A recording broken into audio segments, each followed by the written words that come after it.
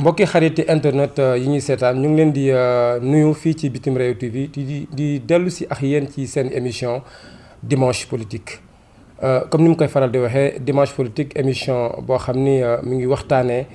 taxawaayu politique fii ci Sénégal tey nag ñu am mbégte di dalal ki nga xam ne moo di Bamba Cissé di responsable politique fële ci Guinguinéo di aussi coordonnateur des forces citoyennes n'est-ce pas de Guinguinéo tey jii moom nañuy dalal suñu émission monsieur Cissé gannaaw bu ñu la dalalee ñu ngi lay bàyyi nga nuyu ak mbokki internet yi. asalaamaaleykum waa Bitim Réew TV maa ngi leen di ziar bu wér waaw maa ngi leen di nuyu yéen ñëpp di rafetlu lool seen teewaay waaw di tàmbalee nag ci di leen souhaiter mes meilleurs vœux ci at mu bees mi yàlla defal leen atu naataange atu wér yàlla defal leen atu jàmm atu réussite atu succès defal ko seen organe télévision bi ngeen yor muy Bitim Réew TV. yàlla defal leen ay xéwal yu romb seen jot voilà defal ko mbooleem sénégalais waaw defal ko nag sama waa dëkk surtout waa Guinguinéo. voilà donc monsieur Cissé tey ñu ngi démarrer ci actualité bi li nga xam ne moo di sur le plan de la propreté gis nañ ni fan yi passé donc décembre du 24 au 31 décembre am nga benn manifestation bu mag boo organisé woon fële à Guinguinéo pendant une semaine mu jëm ci wàllu set ak setal est-ce que mën nga ñëwaat ak mbokki internet yi ci loolu. waaw en fait comme ni nga ko waxee du 24 au 31 décembre manifestation bi amoon Guinguinéo doonoon Guinguinéo ville propre li ko sabab rek du lenn lu dul ma nekkoon di dérouler samay convictions voilà parce que souvent dama koy wax un peu partout que ne man li ma gëm mooy développement participatif voilà parce que citoyen bi il faudrait que moom mu jouer son rôle ba pare soog a séntu nag taxawaayu état voilà et que Guinguinéo booy seet nit ñi amaguñ état d'esprit boobu moo tax ñun aussi en tant que leader voilà suñ rôle mooy ñu ñaax leen ci initier leen ci gunge leen ci bañ tàmm ko ba miin ko parce que loolu mooy njariñu dëkk ba bu ko defee nag comme dañu constaté du Guinguinéo donc dëkk yu bëri foofa dem actuellement tilim bi bari na fa waaw ñun li nga xam ne mooy suñ dëkk nag ci la invité population bi ne leen nañu ànd ñu defar ko nettoyer ko voilà léegi nag formule bi ma jël man mooy dama mettre ASC yi en compétition parce que boo seetee idée boobu bon bi ma koy émettre même du ren depuis daaw bi ma ñibbisee Bruxelles sama conférence de presse bi ma njëkk a def di ci décliner sama programme maa ngi ko ciy wax que ne bu dee yokk taaru Guinguinéo ak aussi setal Guinguinéo bon ci ASC yi laa bëgg a sukkandiku ëllëg pour def ko loolu nag laa doon mettre en œuvre noonu ba moo tax ma jël ASC yëpp ne leen daal dama leen di tegal ay prix yoo xam ne si 4 meilleurs ASC yi ñoom ñoo koy jël bu ko defee loolu moo waraloon du 24 du moins au 31 décembre chaque jour 2 ASC ñoom ñoo doon aye ñu accompagner leen looloo ñu may au 31 décembre Guinguinéo set wecc comme ni ko ñëpp constaté bu ñu duggee sama page Facebook dinañ ko gis voilà presse bi aussi teew nañ fa voilà ça a fait l'objet de beaucoup de débats et de discussions di ko santé suñ borom bu baax a baax nag. léegi bu fekkoon da ngay dañuy def benn xayma ci manifestation yi fi jot a jàll est-ce que mën nañu wax ne amoon na sur le plan donc engouement ak sur le plan de la mobilisation am nga ci satisfaction. effectivement am naa ci satisfaction bu mag a mag a mag dans la mesure où li may faral di wax dajale nit ñi benn fan yomb na mais mobiliser nit ñi pendant toute une semaine loolu une bonne formule rek moom moo koy def loolu xel moom moo koy def. voilà parce que ku dem Guinguinéo jamono yi ci ginnaaw di nga xam ne c'est une semaine où toute la ville était en ébullition pendant toute une semaine bu ñu xëyee du matin au soir nit ñi ngi ci et que dañu dem ba après affaire bi même après le 31 décembre da ngay gis ay jeunes yoo xam ne dégg naa dañuy jóg de façon spontanée di continuer di nettoyer seen koñ voilà pour wan leen ne nit ñi bañuñ mais dañoo xamul voilà de ce fait nag loolu dañ koy santé suñu borom mais mobilisation bi moom amul sax sikki sàkk y avait du monde à Guinguinéo y avait du monde dans les rues ñoom ñëpp ñoo ànd nettoyer Guinguinéo. sax laa bëggoon ñëw ak yow parce que aussi xam nga nettoyer tey donc lu yomb na mais sur le cadre dans le cadre de la donc du suivi est-ce que yow pour yow loolu yow sa xel dal na ci. waaw dans le cadre du suivi bon maa ngi xalaat parce que depuis bi ñuy waxtaan ci manifestation bi. am na ñu soulever question suivi bi man personnellement am naa ci sama point de vue te point de vue ba ma ci am aussi maa ngi dégg le président de la république même muy joxe point de vue bu mel noonu mais moom premier samedi de chaque mois la wax mais man la ma waxoon sama gars yi mooy dañuy jéem a fexe chaque samedi s'il le faut au matin ñu jéem a fexe accompagner population bi ñu nettoyer dëkk bi formule bi ñuy jël mooy jël benn chaîne à musique teg ci sono chaque samedi matin bu ñu xëyee de très bonne heure à 7 heures ñu def le tour de Guinguinéo inciter nit ñi à ce que ñu génn nettoyer seen kër yi loolu bu ñu ko defee ay weer nit ñi dinañ dem ba tàmm ko voilà bu ko defee dootul laaj accompagnement pour dire que daal sama gis-gis man mooy que ne nit ñi il faut que ñu xiir leen ci li nga xam ne moom mooy defar xiir leen ci li nga xam ne moom mooy citoyenneté ba nga xam ne à un moment donné bu ñu leen bàyyee dinañ mën a demal seen bopp ci dynamique boobu laay dox te loolu laa gëm quoi. waaw gis nañu sax wax nga ko léegi donc le président de la République je crois que aussi lancé na benn bon c'est comme initiative bi donc bi nga def donc les premiers samedis de chaque mois donc ñuy def li nga xam ne moo di nettoiement au niveau donc de tout le Sénégal donc yow et puis paradoxe bi mooy dañu gis ni après le 31 bi nga paree rek président dafa lancé initiative boobu est-ce que pour yow loolu du plagiat wala déet noo ko jàngatee. waaw en fait du ma mën ne plagiat la bon yenn amis yi ñu ngi may woo un peu partout sa idée bi président mi ngi koy développé nangam bon mais man dama ci am benn sentiment de fierté rek et aussi voilà dama ci am assurance comme quoi que idée yi may développé baax na parce que bu fekkee ne dama teg ay idée développé ko mettre ko en œuvre dëkk bi accompagner ma ci ba mu def une réussite voilà la semaine qui suit ma dégg wala bon jour clôture ba c'était le 31 décembre au soir bi ñu ñibbee ci kër gi ma déglu discours président muy abondé dans le même sens damay wax rek ne voilà dès lors que mbiru Sénégal la te Sénégal ñu ñëpp ko bokk président ni mu war a réfléchir ñun noonu la ñu war a réfléchir indi suñu idée voilà day doon fierté rek day doon aussi loo xam ne daf may yokk jom gën maa ñaax ma xam ne kat fi ma tegu baax na te it ku war a góorgóorlu la noonu laa ko gisee daal noonu laa ko gisee. donc yaakaar naa ne propriété yàgg nañ ko fi wax donc il y a même le ministre de l'environnement boo xam ne aussi moom si doon na def action yu mel noonu mais ñun dañu seetlu aussi que ni le propre du Sénégalais dafa mel ni aussi loolu dañ du am suivi c'est-à-dire que Sénégal lancé woon nañ fi Sénégal zéro déchet mais après loo ci gis bon affaire bi dafa fourage daal di xëddeen donc bii. est-ce que pour yow dina am loo xam ne benn pérennisation donc sur le plan même des comportements. waaw c'est-à-dire mën nañ ci am yaakaar ci kaw nag mu jaral ñu surtout mu jaral au niveau de l'État mu jaral les autorités étatiques au niveau local mu jaral ñu ñun en tant qu'autorité locale voilà population bi mooy li may wax nit ki lim xamul da nga ko ci initier accompagner ko ci gunge ko ci ba mu tàmm ko miin ko bu ko defee boo ko bàyyee mu mën a demal boppam mais bu dee jug de façon spontanée nettoyer dem suñu yoon kooku moom bu yaboo ñu noppalu te xam ne voilà ça revient au même voilà je pense que daal niveau bu mu ci mënti doon bu dee au niveau de l'État président ni mu jugee bërki démb woote responsable politique yëpp topp ko ci bu ko jaraloon mu ne par exemple chaque samedi du premier mois comme ni mu ko waxee mu jaral ko mu wàcc si accompagner bon nit ñi ça dépend ci ne la muy jaral président rek yéen ñëpp yéen a ko gisandoo bërki démb bi mu taxawee wax ko bëgg ko nit ñi dañoo exécuter mais bu bàyyee affaire bi day naax saay voilà noonu la demee aussi au niveau local tamit ñun ñi nga xam ne ñoo ko initier ñun ñoo mën a accompagner affaire bi mu jaral ñu voilà ñu initier ci population bi ñu gunge ñu ci ba nga xam ne réussite dina ci am noonu laa ko gisee daal. bon léegi ñu ñëw ci mouvement bi nga xam ne moom nga créé donc di convergence des forces citoyennes donc de Guinguinéo mën nañ xam ana lu waral lan moom sabab mouvement boobu. waaw en fait convergence des forces citoyennes de Guinguinéo li ko sabab mooy man j'étais en mission cela fait des années ma renoncé woon à mes activités politiques mais bi ma ñibbisee bon tombé contexte boo xam ne Guinguinéo a besoin de sa jeunesse bon j'ai déclaré ma candidature pour la mairie bon bi ma déclaré sama candidature pour la mairie dafa am formule boo xam ne moom laa mën a demee parce que boo xoolee politiquement man au niveau local sama force c'est la jeunesse les jeunes au niveau local croient en mes capacités mais ces jeunes là au niveau national ku ci ne am na parti boo far léegi nag pour ñu régler les problèmes locaux dafay laaj ñu créer une dynamique boo xam ne ku ci nekk di nga ci gis sa bopp loolu waral convergence des forces citoyennes de Guinguinéo ànd ci dëgg ñu taftal ci ànd ci dëgg bi parce que bon man dama gëm ne nit ki loo sumb bëgg mu sori da nga ciy jiital dëgg voilà booy seet ànd ci dëgg bi bokk na ci gën a ndaw ci formule bi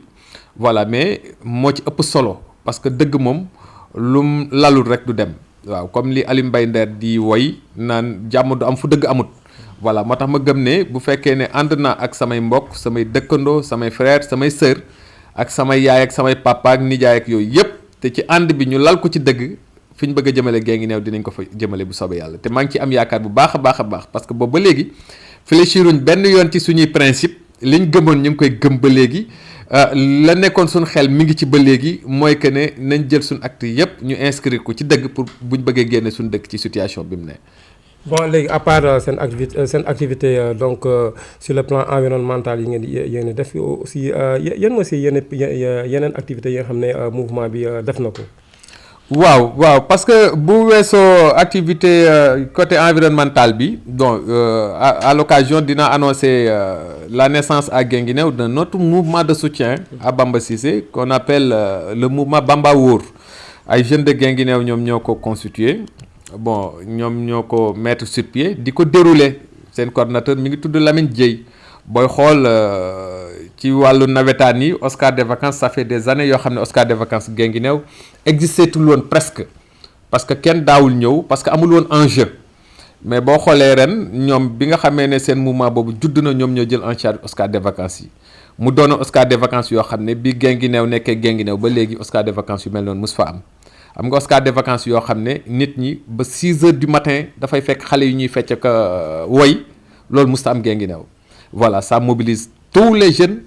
nga sentir kat ne vraiment ils sont en train de s'épanouir te loolu lañ ci doon rechercher pour dire que c'est une très grande réussite voilà pour dire que aussi au-delà des activités liées aux problèmes d'environnement d'état yu demee noonu voilà il y a d'autres choses yoo xam ne les mouvements notamment muy le mouvement Convergence des forces citoyennes de Guinguinéo que je coordonne ak le mouvement Bamba Wóor voilà ñi ngi ci inscrire ci logique boobu ñi ngi def un peu partout di xalaat lépp loo xam ne si rek day jëmale Guinguinéo kanam. mën nañ xam ëllëg si biir est-ce que monsieur Bamba Cissé mën na soppi mouvement bi en partie. Tout dépend des circonstances parce que it voilà la vie aussi c'est ça ku ci nekk ci ñun da nga ñaan yàlla màgg ñaan ñu yàlla continuer di évoluer ci benn cadre bu ndaw voilà moo tax bu ñu demee ba ëllëg Sénégal soxla suñuy service tamit incha allah dinañ ko étendre yaatal ko mais pour l'instant on a des impératifs locaux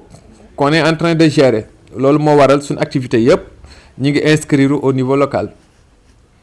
léegi pour revenir donc pour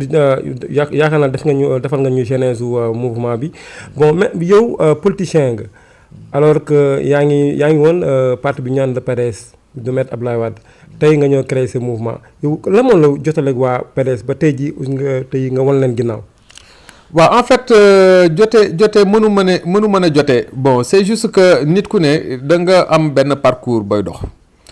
Bon man avant le PDS j'étais un militant du parti Rewmi mooy sama premier parti politique bi ma milité avant cela bon j'étais un syndicaliste partout où je suis passé bon au collège au lycée à l'université j'ai fait le syndicalisme partout où je suis passé en 2003 laa def descente sur le terrain politique non pas en 2003 mais en 2006 voilà dans le côté du parti Rewmi voilà j'étais un responsable départemental. Bon ñu dem élection en 2007 j'ai dirigé ces élections-là dans le département de Gossas voilà où le parti Rewmi était deuxième après le PDS j'étais devenu le chef de l'opposition dans le département de Gossas voilà ci lañ fa jógee bon il y a les élections de 2009 qui se pointaient à l'horizon muy élection locale yi bon ci la dans mon parti ci laa subiree ay injustices yoo xam ne ñoo taxoon ma budde quitter le parti Rewmi j'ai rejoint le PDS ànd ak Souleymane Ndéné aux élections locales de 2009 on a remporté les élections locales de 2009 à Guinguinéo voilà boobu j'étais avec Souleymane Ndéné bi ñu fa jugee aussi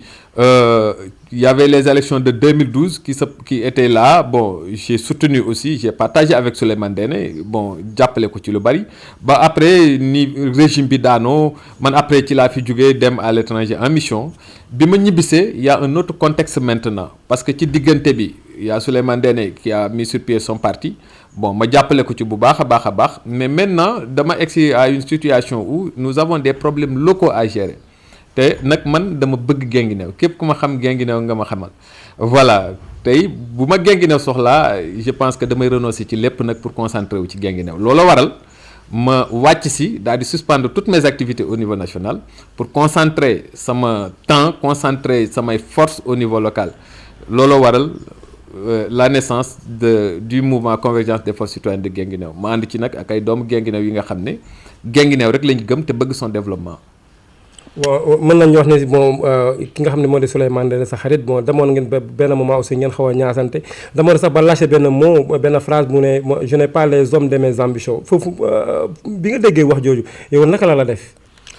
waaw genre wax yooyu moom damay dégg rek xam nga nit ñi moom dañuy wax rek Souleymane li ma mën a wax ci moom mooy sama mag la on a cheminé ensemble en toute sincérité en toute loyauté. Et man aussi je l'ai accompagné, je l'ai aidé en toute dignité, avec honneur et respect mutuel aussi. Voilà bu ñu doxee nag dox ba yàlla def moom mu nekk ci mouvance présidentielle bi voilà man ma renoncer à mes activités au niveau national dem pour gérer le niveau local. Je pense que y a rien de mal à cela. Voilà politique nag moo compliqué mais lu ci mënti doon rek bon partagé naa ak moom. Des moments yoo xam ne si ay moments la yoo xam ne du benn fan du ñaari fan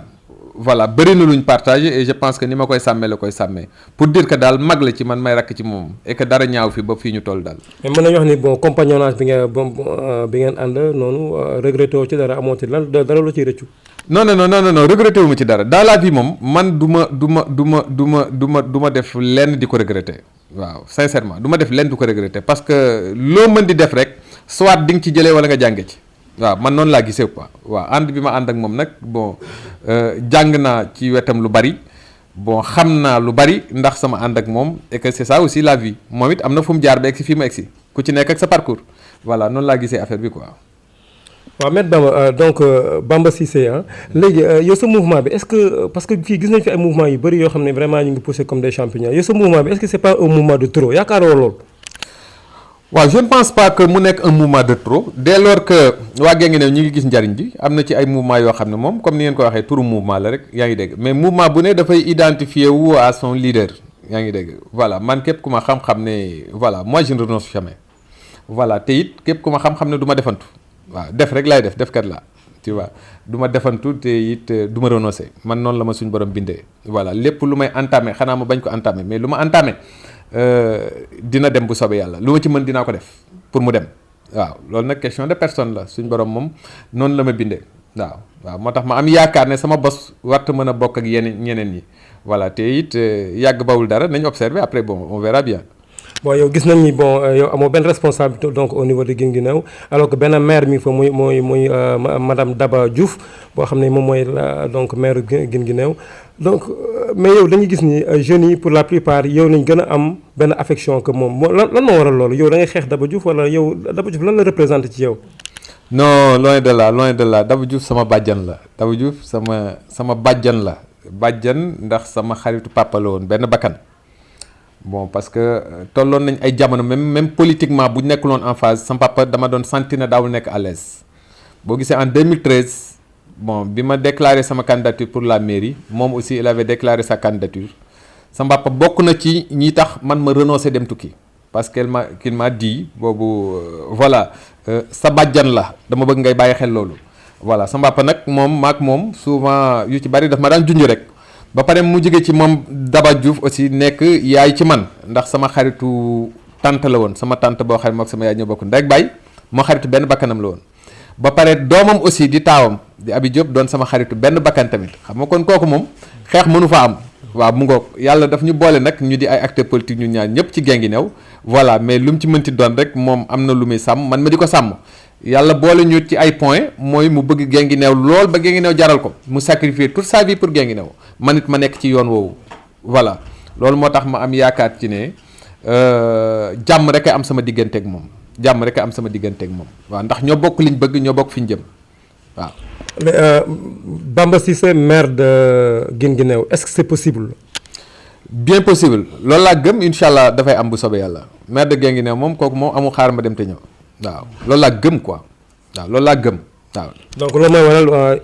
acte yi ngay posé nii donc c'est pour regarder donc le fauteuil donc de la mairie. waaw kooku amul xaar ma dem te ñëw ça fait 2 ans ba ma ko waxee man je suis du genre boo xam ne lu ma bëgg dama naan lii laa bëgg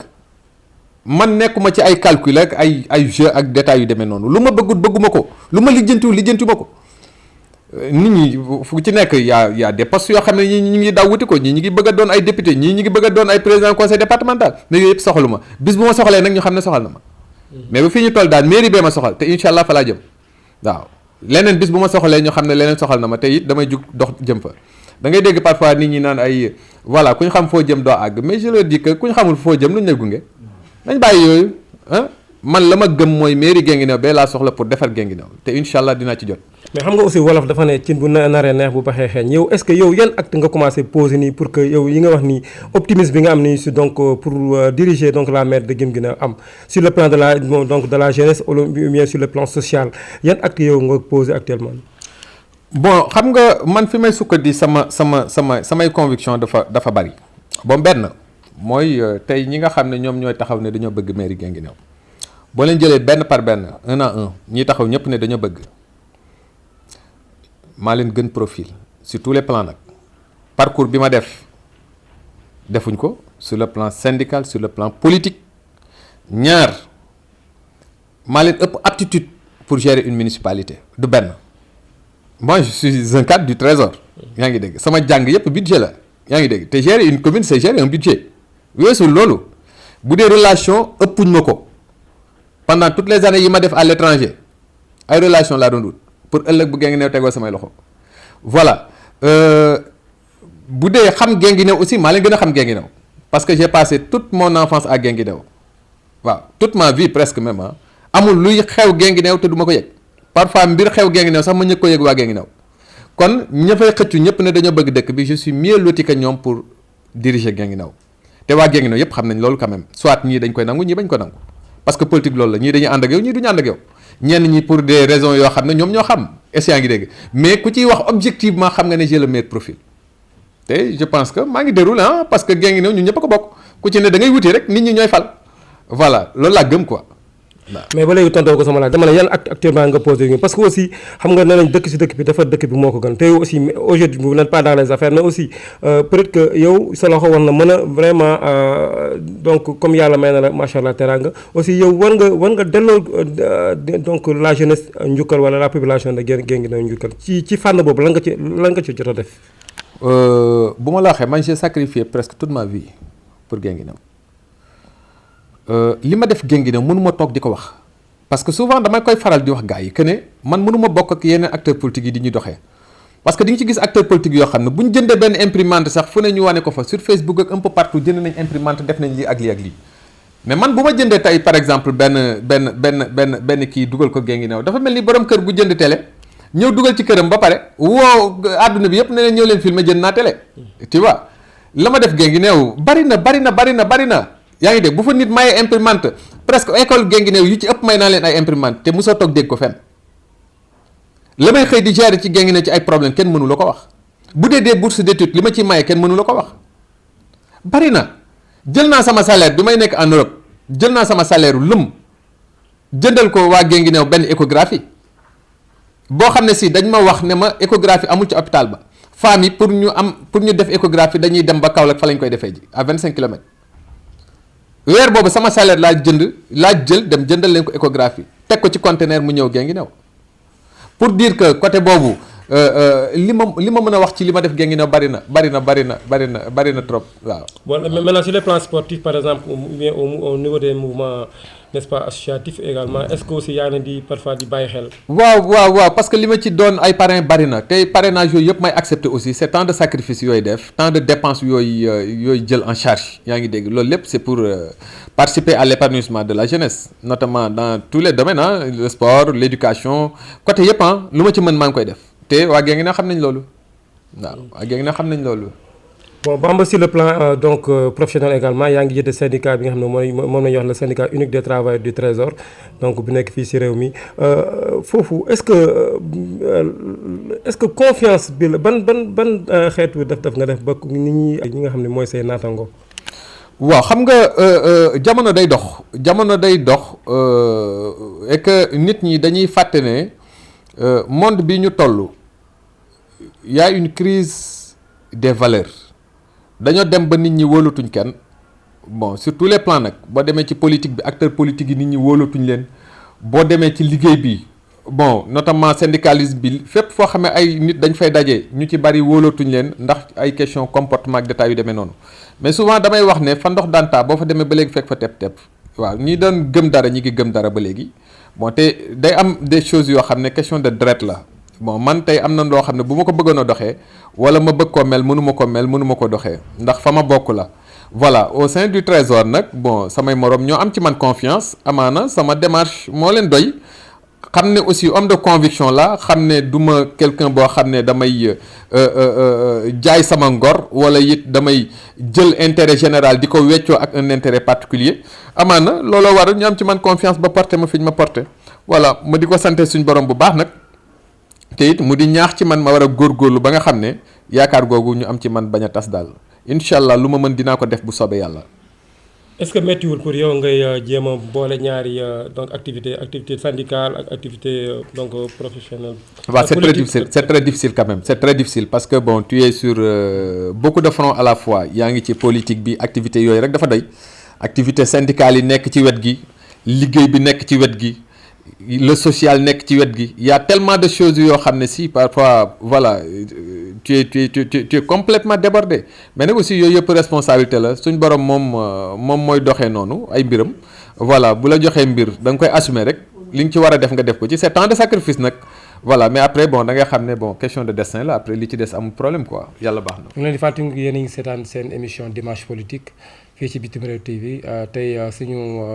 invité mooy ki nga xam ne moo di Bamba Cissé donc Bamba ñu ñëwaat ci nga xam ne moo di coow lu mën naa ne bon maire Guinguinéo bi nga xam ne donc moom nga prétendre diriger donc gis nañ ni Daba Diouf moom vraiment c'est une quinquagénaire quoi mën nañu wax loolu parce que aussi à son âge est-ce que du par exemple âge bi mu am yow si nga bëgg a profiter pour que nga ne kii daal vraiment war na may xale yi seen chance am déet.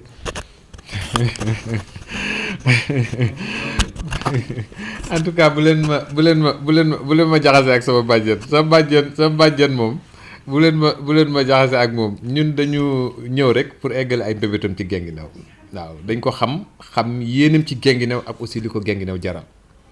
voilà kon nag bu fekkee ne yàlla dafa def mu taxaw fa taxawaay bu rafet boobu boole doomu Guinguinéo yëpp boole ñëpp uuf ba egg benn moment bi ñu nit il faut que ñu taxaw waajal suñu bopp ba nga xam ne dinañ ko mën a wuutu ci wuutu yu rafet voilà loolu rek mooy suñu taxawaay bëgg a mottali rek yéeneem loolu dong la du leneen et je pense que aussi moom it fierté la pour moom mu gis ne kat ay doomam màgg nañ et que it dinañ góorgóorlu ba lépp lu mu fi bàyyi ëllëg ñu téye ko ni ñu ko war a téye ba nga xam ne li gars yi di wax rek puso bi bu ko bàyyee mu bañ a réer ci suñuy loxo daal. waaw mais tamit Bamba ñun far na ci yooyu bëy nga ne bon xam nga bon comme ni nga ko waxee sa bàjjan la naam mais aussi far na ci yooyu bëy nga ne yow sa bàjjan comme daf ne léegi mag la vraiment dafa bëgg a may chance xale yi donc est-ce que du loolu aussi moo tax yow foo romb rek ci dans les rues de Guinguinéo nga ne yow léegi yaay maire Guinguinéo. déedéet moom doonaguma meeru Guinguinéo bon moo tax d'ailleurs que lépp lu may def fi mu ne dama koy inscrire dans ce qu'on appelle le devoir citoyen dama koy def en tant que citoyen bis bu ma nekkee meeru Guinguinéo nag sama démarche dina wuute ak démarche léegi bi voilà parce que bu boobaa lépp lu may def dama koy def par devoir dama koy def aussi par obligation voilà alors que fi mu ne lépp lu may def damay indi rek sama participation voilà parce que awma benn sañ-sañ bi bon awma benn doole ji te it dëkk ba kat falaguñ ma voilà ba fii ñu toll lépp lu may def day fekk mu neex ki nga xam ne moom la waa dëkk bi fal muy madame le maire di suñ bàjjan Daba Diouf voilà et que it comprendre na loolu ba nga xam ne bon lépp lu ñuy def it moom it xam na ne defar rek moo ñu tax a jug ak jàppale ko voilà noonu laa gisee quoi. wala yow donc Daba Diouf amoo dara la ko mën a reprocher ci sa gestion donc sur le plan donc politique wala aussi organisation. non awma lu ma koy reprocher sincèrement awma lu ma koy reprocher objectivement parlant bon li am solo mooy yéene parce que doomu aadama da nga koy natt ci yéeneem. te bàjjan Daba xam nañ ne tey bu mënoon d'une baguette magique def Guinguinéo mu mel ni Paris mu def ko tey voilà et que man bu ma koy juger ci kaw yéeneem laa koy juger te xam naa yéeneem ci dëkk ba waaw. yow bu ñuy déglu sa discours ak peut-être que parfois yow say xadar ni bon dañuy sentir Sonko un bon benn Sonko bis est-ce que aussi yow Sonko yow moo la inspiré wala yow explique-nous lan la quoi. non en fait Sonko mënu ma inspiré dans la mesure où je sais que ba may yëngu Sonko yënguwul waaw pour ceux qui me connaissent et ceux qui connaissent mon parcours ba may yëngu boobu Sonko yënguwul. Sonko ñi ngi ko xamee ci syndicalisme bu impôt et domaine voilà alors que voilà man tout mon parcours dama ko yëngu waaw dama yàgg jiite nag ba fi ma toll yàgg yëngu yàgg xeex ba fi ma toll voilà pour dire que mënta demee noonu c'est quelqu'un nag boo xam ne je partage certaines de ses idées voilà c'est quelqu'un aussi que j'apprécie beaucoup ci kaw courage am ci kaw détermination. Voilà, pour dire que aussi monde bi ñu toll bon le Sénégal et l'Afrique a besoin de ça voilà l'Afrique a besoin de ça le Sénégal a besoin de ça voilà mooy au moins qu'il y ait des jeunes porteurs d'espoir et que tey bu ñuy tudd jeunes yi nga xam ne ëllëg mën nañ am ci moom ñoom yaakaar moom bokk na ci voilà bu ko defee dama koy encourager rek parce que it c'est ça la politique yombut. Voilà comme mi ngi assumer rek baax na parce que aussi politique aussi da ngay assumer voilà tu donnes des coups comme tu en reçois voilà. est-ce que mën nañ xalaat yi ëllëg ci biir àdduna mën na dox ba yéen ñaar ngeen def benn coalition. waaw tout est possible hein mais actuellement frôlewul sama idée bon frôlewul sama esprit du moins xalaatuma lu jëm ci loolu man fi mu ne li ma soxal Guinguinéo la sincèrement Guinguinéo rek a ma ñor moment bii moom bu ma leen waxee Guinguinéo rek a ma ñor leneen ñoruma waaw leneen ñoruma. li ma ñor mooy nan la ñuy def ba Guinguinéo jëm kanam loolu mooy sans problème fi mu ne sama souci yëpp loolu la xalaatuma leneen waaw. waaw léegi pour revenir ci fi nga xam ne foofu nga nekk moo di au niveau donc de l'ASP gis nañ ni bon il y a un nouveau DG qui est là-bas donc muy Birame Faye kooku depuis que bi mu nekkee donc au niveau donc de à la tête donc de l'ASP yow naka nga gisee ay yëngu-yëngam foofu. waaw en fait ASP des activités professionnelles moo ma fa yóbbu voilà ñu nommé ma fa comme agent comptable bon ma yor fa ay compétences financières bon moom Birame ma fekk ko fa mu doon l'ordonnateur notamment doon le directeur général voilà ñu am ay rapports administratifs mais aussi ñu bokk lu bari maak moom bon yàlla mooy def ay nit gisante. Bon ku ci nekk jox cër sa morom bàyyi xel sa morom parce que dama ko fekk mu doon kilifa gu mat kilifa bon doon un bon manager ma di ko observer parce que biñ ma fa nommé dama dégg ay seede ci moom aussi mu dégg ay témoignages ci man voilà biñ ñëwee bon il m'a pratiqué ko voilà ma gis ci moom nit koo xam ne il est entier gis ci moom nit koo xam ne il est courtois gis ci moom nit koo xam ne si doomu aadama mën na koo tardeel gis sa façon de manager. mu méngoo ak man ni ma bëggee ak ni ma gëm li ma gëm ne noonu la un bon manager war a mel voilà muy ay qualités yu ma apprécié ci moom bon et que am yaakaar ci moom lool sax pour l'avenir de l'ASP voilà am yaakaar aussi ci moom parce que je me suis rendu compte que y a de l'espoir toujours il y a des jeunes yoo xam ne sont porteurs d'espoir waaw il a beaucoup de qualités et j'ai beaucoup apprécié loolu daal mën naa ko wax ci Birame. mais gis nga ne aussi au niveau de l'ASP aussi am na benn plus mu fa apporté par rapport à son prédécesseur. effectivement bari na xam naa ay ambition te it xam naa ne homme de conviction la voilà nit ku baax la te am na yërmande waaw am na yërmande surtout boo xoolee ASP yi voilà dañ di ñoo xam ne dañuy liggéey di ay borom kër ak yooyu te la ñuy fayeeku naam bariwut mais gis naa taxawaay bi mu ci taxaw ak yéene bi mu am ci ñoom ak li mu leen jaral. voilà te li may wax léegi rek doomu aadama moom boo koy àtte da nga koy àtte ci kaw yéene waaw. léegi pour revenir à la dernière sortie donc du président Macky Sall par rapport ak son discours donc de fin d'année donc ci débat yi gis nañ ni après dañ ko laaj ay laaj bon ci surtout par rapport au troisième mandat mais foofu bëggu ci yàbbi parce que vraiment réponse bi mu joxee parce que c'est une réponse mitigée parce que foofu je crois que dafa ne bëgguma ci wax parce que su ma si waxee damay bañ sama gars yi bañ a liggéey mais si loolu ban jàngat ngay am ci loolu. waaw peut-être il a ses raisons parce que bon politique la il a ses raisons man moom mën naa cee wax dans la mesure où duma APR te it occupé wu ma ay fonctions yoo xam ne mën nañ ma dàq voilà mais je pense que aussi mënuma cee wax dans la mesure où xawma exactement li nekk ci boppam voilà xawma aussi li nga xam ne moom mooy raison yi tax moom nangu ci avancé voilà mais en tant que citoyen daal bon li ma ci mën a wax rek mooy que ne c'est une obligation morale pour lui bon mu jéem a fexe wàccoog lépp loo xam ne engagement la woon mu jël ko parce que l'Afrique fi mu toll dañu soxla un changement de mentalité changement de comportement surtout du côté des leaders politiques parce que dañu dem ba nit ñi amatuñ confiance ci acteurs politiques yi da ngay rus a wax sax na man politicien la voilà parce que am na fu la nit ñi di xool am na fu ko nit ñi di gis voilà président nag nit ñi je pense que am nañ ci moom yaakaar ne dina bàyyi xel loolu voilà loolu moom am naa ci yaakaar que ne dina bàyyi xel loolu te it dina fi bàyyi woy wu rafet waaw na bàyyi xel ne nguur kenn du ko ñit et que li Machiavel di wax rek ci benn œuvre am na fu muy waxee le prince doit apprendre à s'éloigner du terrain où il a vaincu en plein maître loolu grandeur la nit surtout acteur politique un vrai leader da nga am flair voilà daw ca ba nga ami tànk voilà nit da ngay xam bu ca yem daal comme ni ñu koy waxee en wolof voilà am na ci loo xam ne kilifa moomu ko voilà loolu dafa bokk ci matuk doomu aadama waaw. mais gisoo ni comme ni ko Abdoulaye Wade defee woon bëggoon defee en 2012 mu bëgg a forcer moom comme ni koy xale di waxee forcer barrage yow gisoo loolu ci moom par rapport ak la dernière sortie.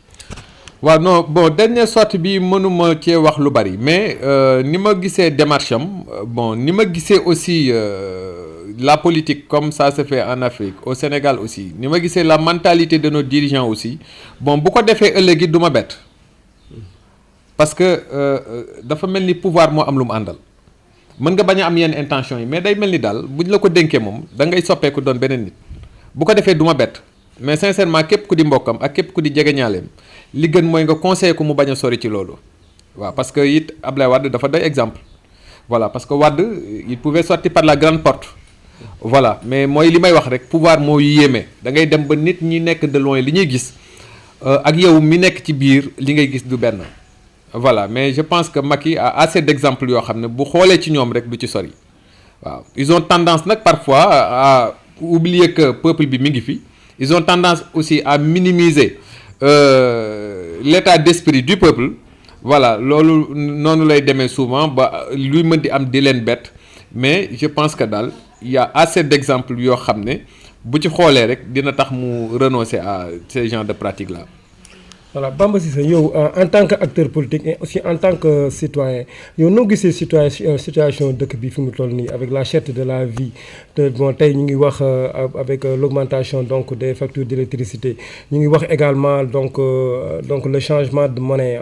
jóge ci CFA ñëw ci éco yooyu ak yeneen loolu noonu yow ban jàngat ngay def ci loolu. waaw c'est-à-dire yooyu yëpp tolluwaayu je vois que tolluwaayu jamono la mais xam nga li am solo rek mooy ñu am ay njiit yoo xam ne ay njiit yu conscient surtout ay njiit yu bëgg waaw góor c'est-à-dire peuple bi aussi dañu am part de responsabilité nit ñi c'est l'occasion ma di leen interpeller di leen wax ne bu ñuy wut ku ñu fal nañuy wër ku bëgg waaw góor nit ku bëgg waaw góor boo ko falee di nga am résultat mais boo fekkee koo xam ne si sa waay ku ko xas ak ku ko tagg la bëgg yaa ngi dégg nga fal ko kooku lu mu la liggéeyal ëllëg yow la peuple yi bi ci boppam ñoo war a xoolaat seen njiit yi ñuy fal wax ji yëpp loolu la mais je pense que li am solo rek mooy njiit yi nga xam ne ñoom ñoo fi ne tey nañ bàyyi xel seen diggante ak seen borom ci lépp lu ñuy mën di def parce que pouvoir aussi du n'importe qui la ko suñ borom di jox bu la ko suñ borom joxee nag da ngay bàyyi xel ëllëg compte rendu ba waaw. mais aussi dafa mel ni Amadou Ba dafa ne bon les peuples ne méritent que leur dirigeant donc le dirigeant qu'il mérite donc au niveau du Sénégal également dañuy gis ni aussi pour la plupart nit ñi duñu fal ay programme mais ay nit la ñuy fal. waaw xam nga li nga wax noonu dinaa ko d'accord li nga wax noonu dinaa ko d'accord parce que peuple parfois aussi doo leen comprendre population yi parfois doo xam nit ñi lan lañ bëgg parce que l'exemple bi may wax nii tey njiit yi fi ne. war nañoo toog di xaar président Macky Sall naan leen dem leen seetali seen dëkk yi mais da ngay gis toutes ces autorités politiques là ànd ak le pouvoir il a fallu président Macky Sall ne leen dem leen defari seen dëkk yi ñoom ñëpp ñu daw di yagar yi song seen dëkk yi wàcc fa en masse ne dañuy balee ko di gàddu ay pelle yu kenn xamut mais loolu waroon na ñëw seen xel avant président même di leen ko wax mais y a des ces choses yoo xam ne nit ñi ñoo war a xam liñ bëgg buñ la falee nga liggéey voilà d'accord ñu nete ne liggéey nga ñu jàppale la liggéeyoo saa ñu butee la sànni fële mais yéen yi dafa ruslu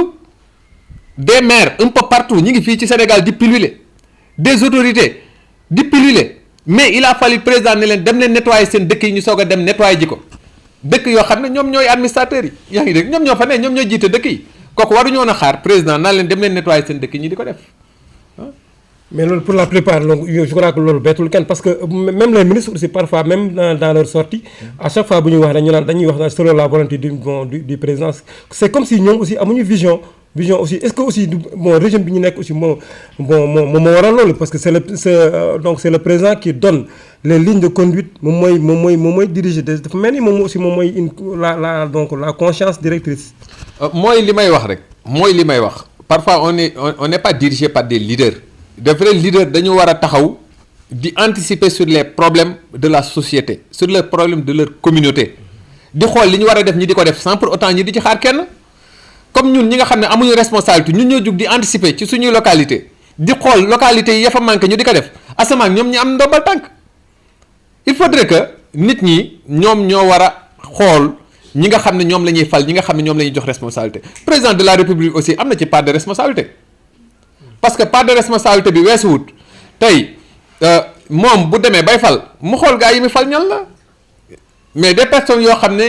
il faut que mu ne leen def leen lii ñu soog ko def tant que waxu leen ko duñ ko def mais ñooñu aussi amul sens noonu laa gisee situation bi. bon léegi par rapport ak la nouvelle monnaie bi nga xam ne bon ñu ngi koy mettre en exergue n'est-ce pas donc d'ici le mois de juin juillet moo di ECO yow est-ce que loolu yow par rapport ak sa entendement parce que comme yow aussi en tant que comme yaa ngi nekk au niveau donc du trésor mën nga war nga ci mën a wax tuuti loolu bu ñëwee lan lay changer donc ci le pouvoir d'achat donc du Sénégalais lambda. non man jàpp naa ne ECO bi ça ne change rien ci pouvoir d'achat pouvoir d'achat peuple bi. pour man ECO bi changé wu ci dara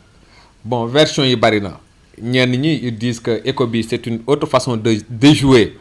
le franc CFA voilà ñenn ñi jàpp nañ ne ECO bi bon début la pour ñu am suñu liberté financière ku ci nekk ak ni nga ko gisee bon je ne suis pas économiste nag je suis financier mais je ne suis pas économiste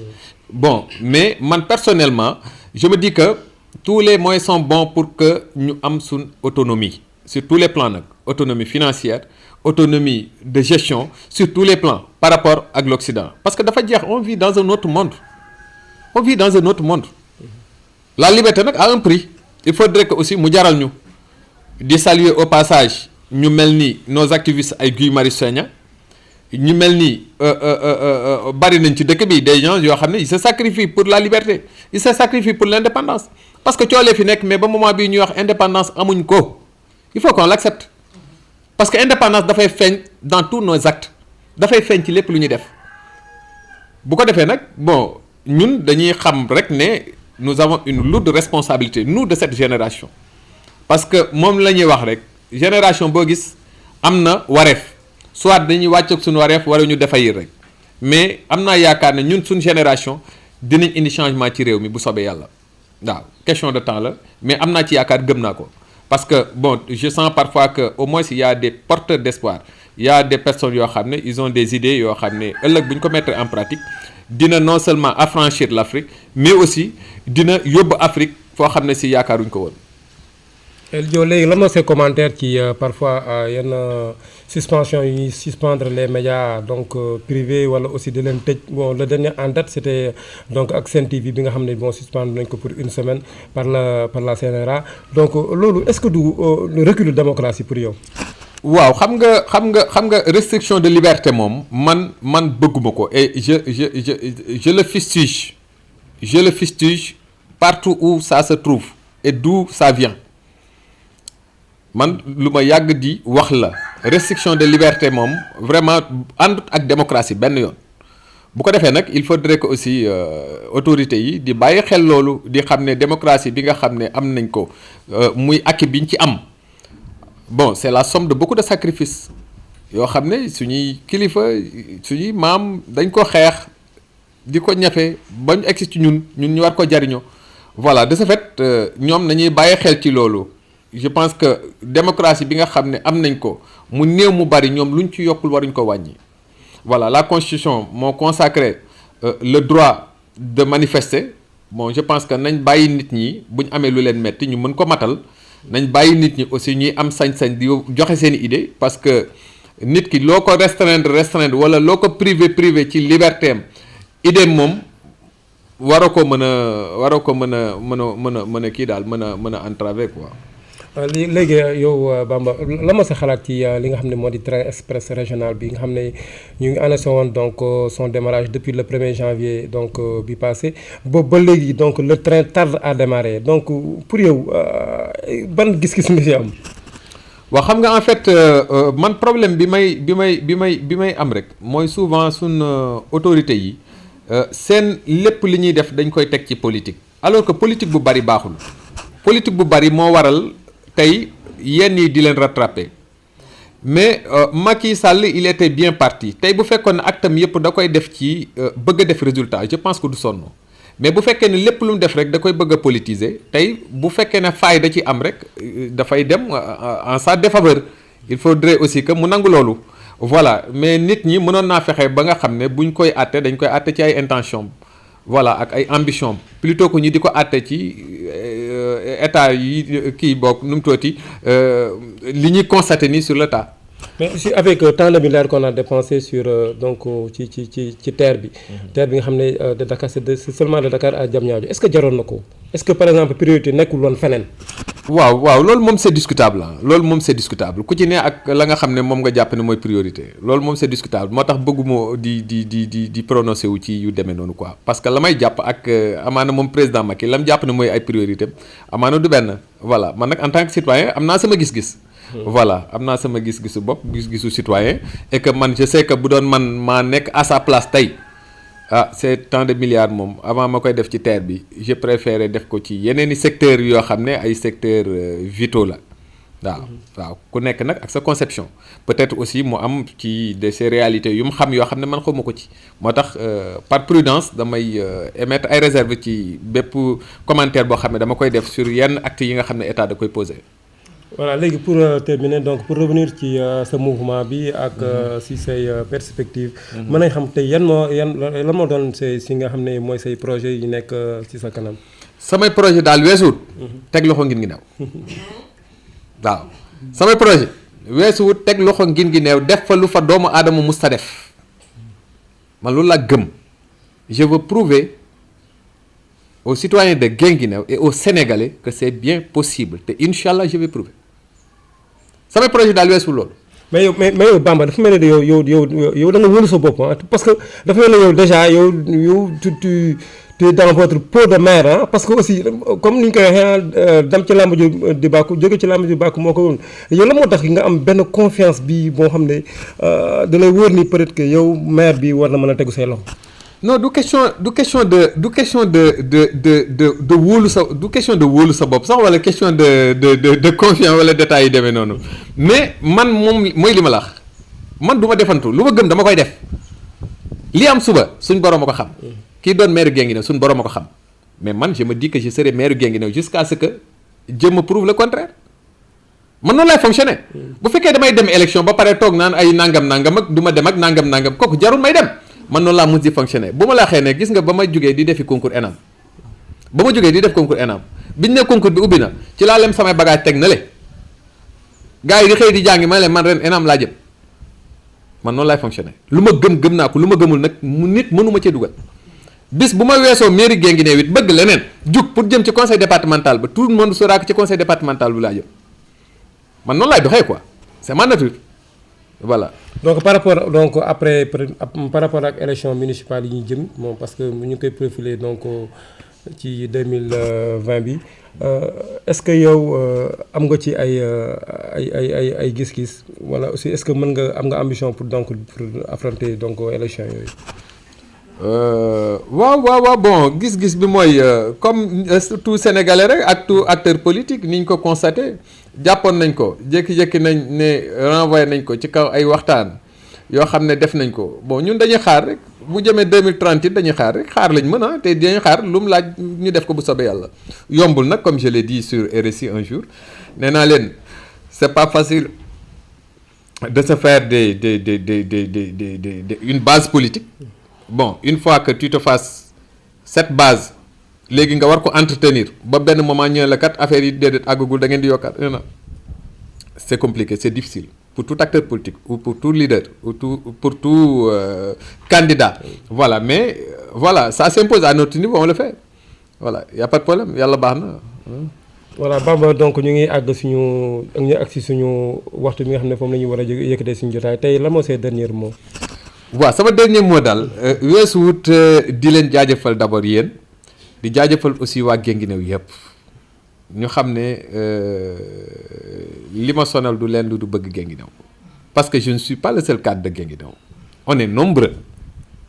mais niñ may déggee may wax Guinguinéo di ci sonn di ci daw c'est parce que sama lépp dafa nekk Guinguinéo sama jabar samay doom sama yaay sama papa fa la dund ba génn àdduna ñu denc ko fa samay sœurs mes meilleurs amis sama lépp dafa nekk Guinguinéo loolu rek moo waral coono bi mais dara dàqul ni sama gars yi di dunde bu weekend jotee nga dem sa dëkk boo demee dugal sa oto sa biir kër yaa ngi dégg tëdd nelaw ba waxtaan ak sa njaboot nekk en communion ak ñoom ba ñibbi jot nga génn taal sa oto ñibbi jàmm jooju nga fa gënuñ ma ko bëgg mais mënuma ko parce que dama am sas loolu rek a ma sonal